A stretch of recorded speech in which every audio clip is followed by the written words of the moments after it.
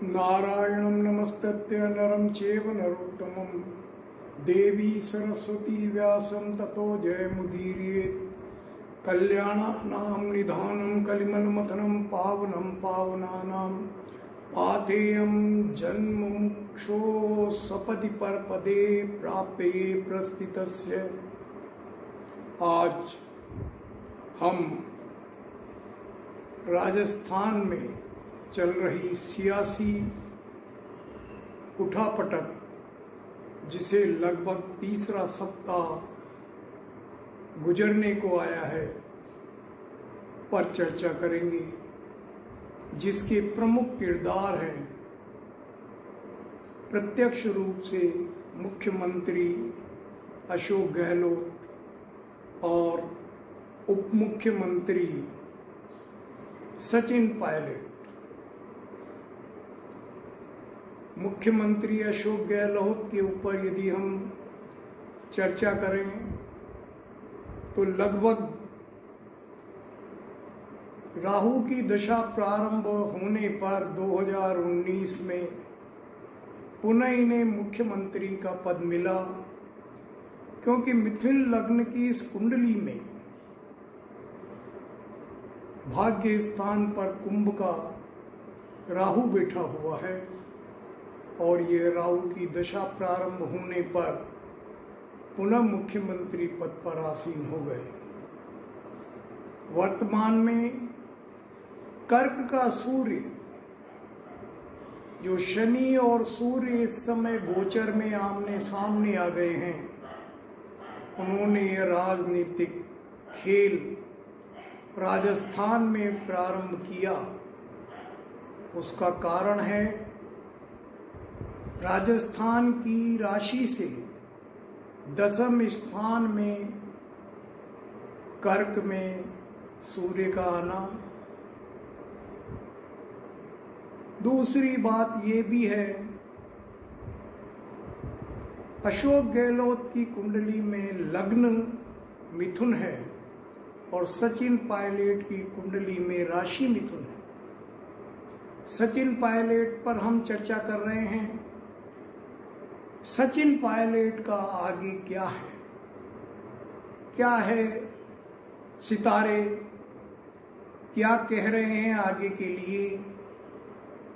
तो वर्तमान में यदि हम देखें, सचिन पायलट का जन्म 7 सितंबर को हुआ और 7 सितंबर 1977 दोपहर 12 बजे इनकी कुंडली मान्यता प्राप्त है। कुछ लोग सवेरे 5 बजे की कुंडली भी मानते हैं। लगभग दोनों की स्थिति एक ही बनती है, क्योंकि एक में सिंह लग्न बनता है और एक में वृश्चिक लग्न बनता है। पर मेरे हिसाब से, जिस हिसाब से इन्हें 2008 में शनि की दशा प्रारंभ होने पर शनि में शनि के अंतर और बुध के अंतर, और उससे भी अधिक उस समय गोचर में जो शनि चल रहा था, उससे केंद्र में जो बड़े पद मिले, उससे मैं वृश्चिक लग्न की कुंडली पर ज्यादा विश्वास करता हूं। अभी वर्तमान में भी अगर देखा जाए, इनकी कुंडली में सूर्य बुध 10वें स्थान पर बैठे हुए हैं, पर एक गड़बड़ है कि वहां शनि बिल्कुल निकट आ गया है, प्रवेश कर गया है शनि भी उस संधि के निकट। इसलिए बुध आदित्य योग का जो पूर्ण अभीष्ट फल इन्हें प्राप्त होना चाहिए था, वो नहीं हो पा रहा है। वर्तमान में अगर देखा जाए तो जब इनकी वर्तमान में इनकी दशा चल रही है शनि की दशा, और उस शनि की दशा में जब अभी हाल ही में शनि की पोजीशन क्या बनी, इस पर हमें गौर करना पड़ेगा। शनि वर्तमान में इनकी राशि से, मिथुन राशि से अष्टम में आ चुका है। गुरु भी अष्टम में था, अतिचारी होकर, फिर वक्री होकर वापस धनु राशि में आ गया है। थोड़े समय बाद वापस अष्टम में जाने वाला है। जब शनि में शुक्र का अंतर आया तब इन्हें राजस्थान का सर्वोच्च पद पीसीसी अध्यक्ष के रूप में प्राप्त हुआ। और उसके बाद सूर्य का जब अंतर आया तो सूर्य ने इन्हें बहुत परिश्रम कराया और ये स्टार की तरह राजस्थान में चमक गए, ध्रुव हो गए। विधानसभा चुनाव की एक और सफलता भी मिली। उसी समय इनका चंद्र का अंतर आया और चंद्र भाग्येश होने से इन्हें उप मुख्यमंत्री का पद प्राप्त हुआ। चंद्र अष्टम में होने से और चंद्रमा के साथ गुरु और मंगल होने से, और मैंने जो कहा दशम स्थान में सूर्य बुध के साथ शनि होने से मुख्यमंत्री का पद इन्हें प्राप्त न हो सका। चंद्रमा का अंतर अब समाप्त होने वाला है, मंगल का अंतर आने वाला है। और जैसे ही गोचर में इन्हें कर्क का सूर्य और सामने मकर का शनि इनकी कुंडली में मिथुन लग्न से द्वितीय और अष्टम स्थान पर बना, अचानक इनकी मस्तिष्क में भूचाल आया और वह भूचाल वर्तमान स्थिति में हम देख रहे हैं। राजस्थान की पोजीशन हम देख रहे हैं और इनकी पोजीशन भी हम देख रहे हैं। आगे के लिए 16 अगस्त से सिंह का सूर्य आने वाला है और इनकी राशि में भी 7 सितंबर को जन्म होने से सिंह का ही सूर्य बैठा हुआ है। सूर्य और शनि गोचर में षडाष्टक में इनकी कुंडली में आ गए हैं।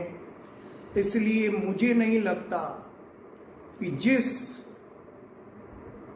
विश्वास के साथ, जिस हौसले के साथ इन्होंने यह खेल प्रारंभ किया, इन्हें सफलता मिल पाई। आगे की दशा पर यदि हम जाएं तो मंगल की दशा इनकी प्रारंभ हो गई है शनि में। शनि में मंगल की अंतरदशा प्रारंभ हो गई है। शनि में मंगल की अंतरदशा कभी भी शुभ परिणाम नहीं देती। और इनकी कुंडली में नमांश कुंडली को यदि हम अध्ययन करें तो शनि की मंगल पर और मंगल की शनि पर दृष्टि है। मंगल शनि को मेष राशि में जो शनि बैठा हुआ है उसे उच्च का मंगल चतुर्थ दृष्टि से देख रहा है और शनि दशम दृष्टि से मंगल को देख रहा है। शनि के सामने सूर्य भी नीच का बैठा हुआ है, कन्या लग्न बन रहा है नवांश कुंडली में। ऐसी स्थिति में मंगल की दशा में इन्हें सफलता मिल पाए, मुझे नहीं लगता। यह मंगल की अंतरदशा इन्हें काफी हानिकारक साबित हो सकती है। और मैं तो यहाँ तक कहना चाहता हूँ कि इनका जो सूर्य और बुध की युति दशम स्थान में बनी हुई है, उसके दोनों ओर शुक्र और राहु शत्रु ग्रह बैठे हुए हैं। और मंगल के बाद इनकी राहु की अंतरदशा प्रारंभ होगी और राहु इनकी राशि से 12वें स्थान वृष राशि पर आएगा। वृष राशि पर आएगा, उधर शनि इनका अभी आगे 2.5-3 साल अष्टम में चलेगा। गुरु भी नवंबर के बाद अष्टम में आ जाएगा। तो आगे लगभग 2-2.5 साल इनके लिए राजनीति में बहुत कठोरता के होंगे। और मुझे ऐसा लगता है कि 2024 चुनाव में भी 2023 के विधानसभा चुनाव और 2024 के लोकसभा चुनाव में इन्हें बहुत मेहनत करनी पड़ेगी, बहुत विषम दौर से गुजरना पड़ सकता है। लेकिन इसके बाद जो इनकी शनि की दशा समाप्त होकर बुध की दशा प्रारंभ होगी, वह राजनीति में एक नया निखार लाएगी। लेकिन वो दिन अभी 5-6 साल बाद हैं, क्योंकि बुध इनकी कुंडली में सूर्य के साथ बैठा है दशम स्थान पर, और नवांश में कन्या लग्न में कन्या राशि का बुध उच्च स्थान पर बैठा है। वह बुध इन्हें सुखद परिणाम दे सकता है। लेकिन वर्तमान में जो प्रचलित इनकी कुंडली है और उसका अध्ययन करके जो मैं विश्लेषण कर रहा हूँ, मुझे नहीं लगता कि 16 अगस्त के बाद ये सफलता के सोपान चढ़ पाएंगे या इन्हें अपनी स्थिति में पूर्ण सफलता मिल पाएगी और आगे 2-2.5 साल ये इस विकट स्थिति से उबर पाएंगे। मुझे लगता है 2024 के आरंभ या मध्य के बाद ही इन्हें वापस उस गति से दौड़ने का अवसर प्राप्त होगा।